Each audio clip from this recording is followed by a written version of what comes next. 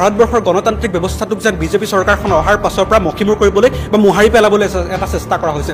ভাৰতবৰ্ষৰ সংসদীয় যিটো ব্যৱস্থা, এই সংসদীয় ব্যৱস্থাৰ পৰম্পৰাসমূহত বিৰোধীৰ কণ্ঠৰুদ্ধ কৰিবলৈ যি ধৰণৰ প্ৰচেষ্টা আমি দেখিছোঁ ৰাজনীতি বিজ্ঞান বিভাগৰ ছাত্ৰ হিচাপে, আমি কিন্তু যথেষ্ট শংকিত হৈছোঁ। ভাৰতবৰ্ষৰ ভৱিষ্যতৰ গণতান্ত্ৰিক দেশখন ডিব্ৰুগড় বিশ্ববিদ্যালয়ৰ ছাত্ৰ সমাজৰ এগৰাকী প্ৰতিনিধি আছে, আমি তেওঁৰ পৰা জানিবলৈ বিচাৰিম এইবাৰ আচলতে যোৰহাট লোকসভা সমষ্টিত কি ফলাফল হ'ব, কি হ'ব এইবাৰ যোৰহাট লোকসভা সমষ্টিত বা সামগ্ৰিক যিটো পৰিৱেশ হৈছে কি ক'ব? প্ৰথমতে ৰাজনীতি বিজ্ঞান বিভাগৰ এজন ছাত্ৰ হিচাপে মই ক'ব বিচাৰোঁ যে ভাৰতবৰ্ষৰ গণতান্ত্ৰিক ব্যৱস্থাটোক যেন বিজেপি চৰকাৰখন অহাৰ পাছৰ পৰা মষিমূৰ কৰিবলৈ বা মোহাৰি পেলাবলৈ এটা চেষ্টা কৰা হৈছে। ভাৰতবৰ্ষৰ সংসদীয় যিটো ব্যৱস্থা, এই সংসদীয় ব্যৱস্থাৰ পৰম্পৰাসমূহত বিৰোধীৰ কণ্ঠৰুদ্ধ কৰিবলৈ যি ধৰণৰ প্ৰচেষ্টা আমি দেখিছোঁ ৰাজনীতি বিজ্ঞান বিভাগৰ ছাত্ৰ হিচাপে, আমি কিন্তু যথেষ্ট শংকিত হৈছোঁ। ভাৰতবৰ্ষৰ ভৱিষ্যতৰ গণতান্ত্ৰিক দেশখন ভাৰতবৰ্ষত থাকিবগৈনে? ভাৰতবৰ্ষৰ গণতান্ত্ৰিক ব্যৱস্থাটোত আমি দেখা পাইছোঁ যে বিৰোধীক এক সবল ভূমিকা কিন্তু গণতান্ত্ৰিক ব্যৱস্থাৰ প্ৰয়োজন। আজি কিন্তু ভাৰতবৰ্ষত বিৰোধীৰ যিসকল প্ৰতিনিধি তেখেতসকলৰ মুখ বন্ধ কৰিবলৈ কিন্তু চলে বলে কৌশলে চেষ্টা কৰা হৈছে, আৰু এই ব্যৱস্থাটোৱে কিন্তু ভাৰতবৰ্ষৰ গণতান্ত্ৰিক ব্যৱস্থাটোৰ প্ৰতি এটা ভয়ানক ভৱিষ্যতৰ দিশে ভাৰতবৰ্ষক যেন আগুৱাই লৈ গৈছে। আজি যদি চাওঁ যে আজি বিজেপিৰ প্ৰতিনিধিসকলে বা শাসকীয় পক্ষৰ প্ৰতিনিধিসকলে কৈছে যে বিৰোধীৰ পক্ষৰ পৰা তেওঁলোকৰ প্ৰতিনিধিসকল তেওঁলোকৰ শাসনাধিষ্ঠিত দললৈ গৈছে। আমি যদি অসমৰ প্ৰেক্ষাপটলৈ চাওঁ, বিভিন্ন ধৰণৰ দুৰ্নীতিত অভিযুক্ত হিমন্ত বিশ্ব শৰ্মাৰ কথা ইতিমধ্যে কৈছে, তেওঁলোকে ইস্তাহাৰত প্ৰকাশ কৰিছিল তেখেতৰ নাম, তেখেতে সাৰদা লুৰ বজাৰ কেলেংকাৰীত জড়িত হৈ আছে, তেখেতৰ বিৰুদ্ধে তদন্ত কৰা হ'ব বুলি খুদ অমিত শ্বাহে প্ৰকাশ কৰিছিলে। কিন্তু তেখেতক যেতিয়া পৰৱৰ্তী সময়ত সংবাদমেলত সোধা হ'ল, তাৰপিছত কিন্তু তেখেতে মন্তব্য নকৰিলে। পিছত যেতিয়া নৰেন্দ্ৰ মোদী ডাঙৰীয়াৰ ক্ষেত্ৰলৈ যদি চাওঁ, তেখেতে কৈছিলে যে শৰদ পাৱাৰৰ কথা তেখেতে কৈছিলে, শৰদ পাৱাৰ চৰকাৰৰ তেখেতসকলে দুৰ্নীতিৰ কথা কৈছিলে, কিন্তু সেই শৰদ পাৱাৰ চৰকাৰে তেওঁলোকে কিন্তু এজন জ্যেষ্ঠ নেতাক যাক দুৰ্নীতিৰ অভিযুক্ত কৰিছিলে তেওঁকে কিন্তু পিছত বিজেপিত তেওঁলোকৰ লগলৈ নি তেওঁক উপ মুখ্যমন্ত্ৰীৰ পদ অৰ্পণ কৰা হ'ল। এই গোটেই বস্তুখিনি আমি দেখিছোঁ যে বিৰোধীক কেনেধৰণে হেঁচা মাৰি ধৰিবলৈ চেষ্টা কৰিছে। আজি যদি চাওঁ আম আদমী পাৰ্টীৰ আজি যিজন দিল্লীৰ মুখ্যমন্ত্ৰী, তেখেতক কিন্তু CBI ED লগাই তেখেতক আটক কৰা হৈছে। কিন্তু এনেধৰণৰ ব্যৱস্থাসমূহৰ যোগেদি নিৰ্বাচনৰ পূৰ্বে কি সূচাইছে আমি ৰাজনীতি বিজ্ঞান বিভাগৰ এজন ছাত্ৰ হিচাপে বা ৰাজনীতি বিজ্ঞান ছাত্ৰ হিচাপে আমি যথেষ্ট শংকিত।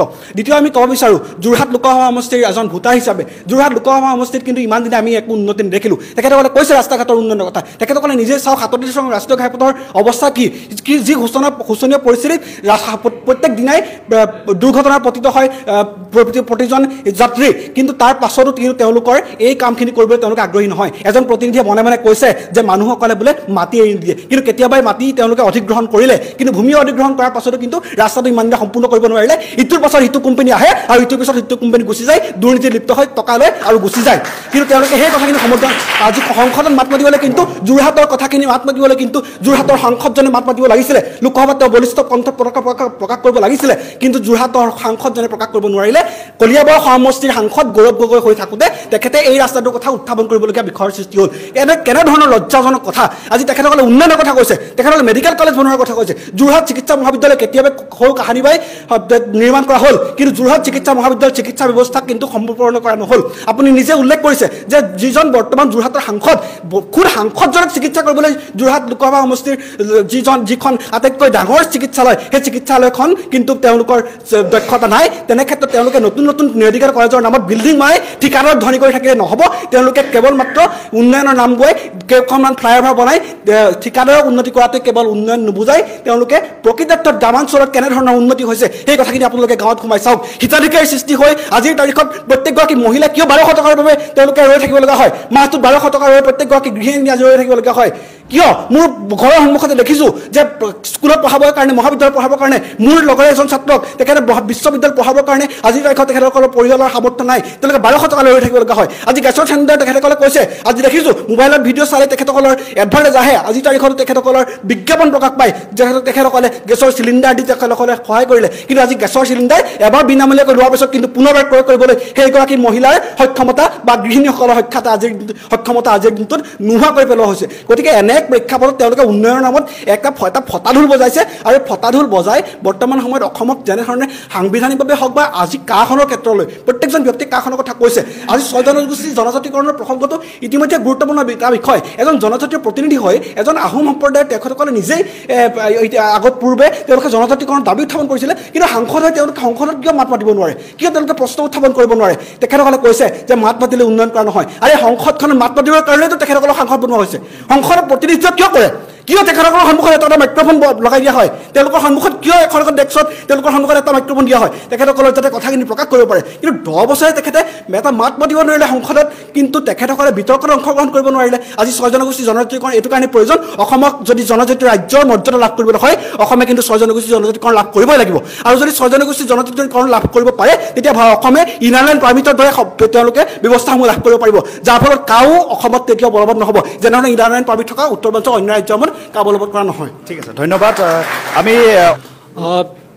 ভাৰতীয় জনতা পাৰ্টীৰ প্ৰতিনিধিগৰাকীয়ে ক'লে যে নতুন শিক্ষানীতিৰ কথা ক'লে যিটো নতুন শিক্ষানীতিৰ কথা ইতিমধ্যে কোৱা হ'ল যে নতুন শিক্ষানীতিয়ে কিন্তু ভাৰতবৰ্ষৰ শিক্ষা ব্যৱস্থালৈ আমূল পৰিৱৰ্তন আনিব বুলি মই নাভাবোঁ কিয়নো ভাৰতবৰ্ষৰ আজি যদি শিক্ষা ব্যৱস্থাটো চাই যদি শিক্ষানুষ্ঠানসমূহৰ অৱস্থাটো চাই আজি যদি যোৰহাট জিলাৰ শিক্ষানুষ্ঠানসমূহৰ অৱস্থাটো চাই আন্তঃগাঁথনি কিন্তু আটাইতকৈ দুৰ্বল আৰু এনেকুৱা দুৰ্বল আন্তঃগাঁথনি কিন্তু নতুন শিক্ষানীতিখনে কোনো ধৰণে ফলপ্ৰসূ হ'ব নোৱাৰে আজি দেখা গ'ল যে 4 বছৰীয়া যিটো ডিগ্ৰী পাঠ্যক্ৰম কৰা হ'ল কিন্তু 4 বছৰীয়া ডিগ্ৰী পাঠ্যক্ৰমত 4 বছৰ শিক্ষা গ্ৰহণ কৰিবলৈ কিন্তু ছাত্ৰ ছাত্ৰীৰ সেই ধৰণৰ সুযোগ ক্লাছৰুমৰ ব্যৱস্থাই হওক বা শিক্ষকৰ অৱস্থাই হওক প্ৰয়োজনীয় ব্যৱস্থা কিন্তু সম্পূৰ্ণ নকৰাকৈ নতুন শিক্ষানীতিখন বলপূৰ্বকভাৱে পালন কৰা হ'ল আজি ডিব্ৰুগড় বিশ্ববিদ্যালয়ৰ ক্ষেত্ৰলৈ চাব যাওঁ এই বছৰৰ পৰা বাধ্যতামূলকভাৱে ডিব্ৰুগড় বিশ্ববিদ্যালয়ৰ পৰা নিউ এডুকেশ্যন পলিচি জাপি দিয়া হৈছে আমি যেতিয়া বিশ্ববিদ্যালয়ৰ উপাচাৰ্যক প্ৰশ্ন কৰিছোঁ তেখেতসকলে কৈছে যে আমাক অৰ্ডাৰ দিছে ওপৰৰ পৰা অৰ্ডাৰ দিছে আমি পালন কৰিব লাগিব কিন্তু তেখেতসকলে কিন্তু শিক্ষক নিযুক্তি দিব পৰা নাই আজিৰ তাৰিখত কৈছে যে আমাক ছাত্ৰ ছাত্ৰীসকলক আমাৰ নতুন ছাত্ৰ ছাত্ৰীসকলক পঢ়াবৰ কাৰণে কোৱা হৈছে আৰু যদি এজন শিক্ষকে যদি তেওঁলোক অধ্যয়ন কৰাব নোৱাৰে কিন্তু কেনেকৈ কৰিব আৰু যদি চাবলৈ যাওঁ আমি প্ৰাথমিক বিদ্যালয়সমূহ কিন্তু